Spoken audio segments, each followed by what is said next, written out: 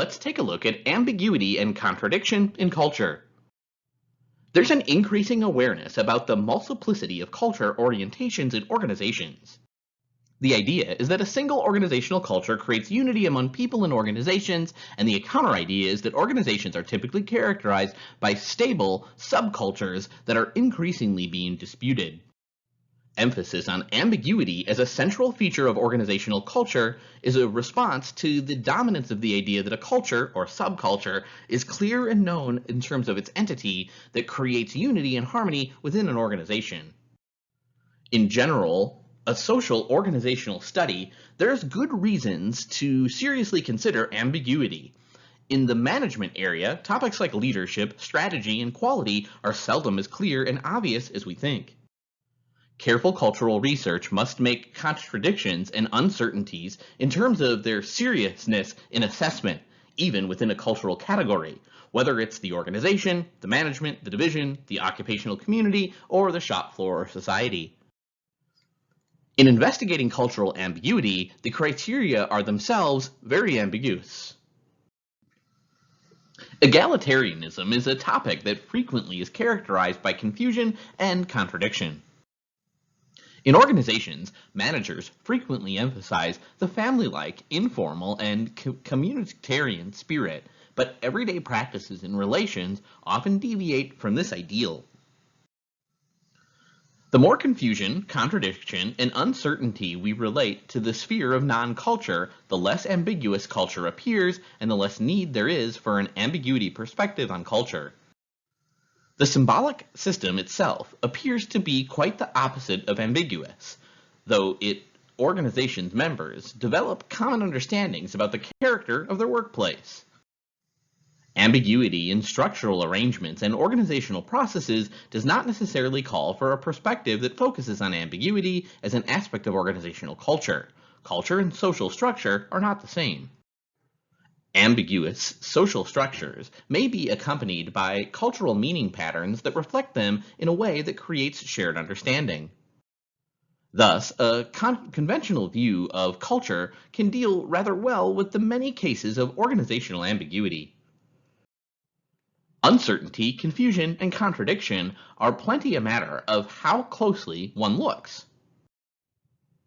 There are limits to ambiguity in cultural contexts, in a conceptual as well as practical sense. Conceptually, even though ambiguity may well be an important aspect of culture, it is hardly the dominating one.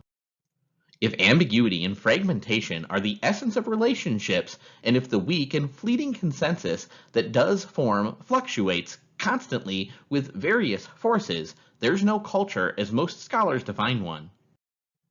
What enables culture to arise is not confusion and ambiguity, but the presence of a minimal degree of consensus and clarity about some issues. The complexity of organizational and interactions of groups may still lead to an ongoing rather than a stable set of shared meanings, where workplace values and norms are understood. New concepts are needed to capture this. The diversity of groups means that there's a considerable variation in what values become salient in organizational life. In the course of work, people walk out of one culture and into another at different times of the day and periods of their lives. The multitude of issues or areas that people and organizations must address clearly transgresses the idea of a single cultural framework offering sufficient guidelines and shared orientation. Cultural ideas on gender and inequity have little connection with cultural ideas on how the targeted market of a company's product should be understood or which time perspective on performance evaluation is embraced. Cultural meanings offer, for those being socialized well enough, frameworks and rules for how to deal with the ambiguous, arbitrary, and political organizational life. We can thus talk about bonded ambiguity, which cultures do not necessarily establish shared orientation, but still offer guidelines for coping with instances of ambiguity without too much anarchy or confusion. Bounded ambiguity may mean broadly shared rules and meanings for how to steer around tricky issues. This does not mean that ambiguity is avoided, but there are shared meanings to minimize uncertainty. There's a need to unpack culture and subculture as a stable set of meanings and values. The complexity and dynamics of organizational life and the multitude of culture-shaping forces affecting organizations call for the appreciation of variation, fragmentation, uncertainty, and incoherence. Even though this emphasis on ambiguity and fragmentation has attracted interest, a strong focus on ambiguity as a key feature of organizational culture has sustained a fair amount of critique.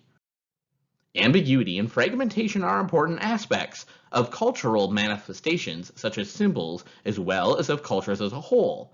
But just as there are limits to management control, so are there limits to ambiguity. Organizations unsuccessful in shaping even a moderate degree of common understanding, at least on some key issues, probably perform badly and may not, in a competitive context, survive. A useful concept here is bounded ambiguity and the efforts to develop some shared meanings.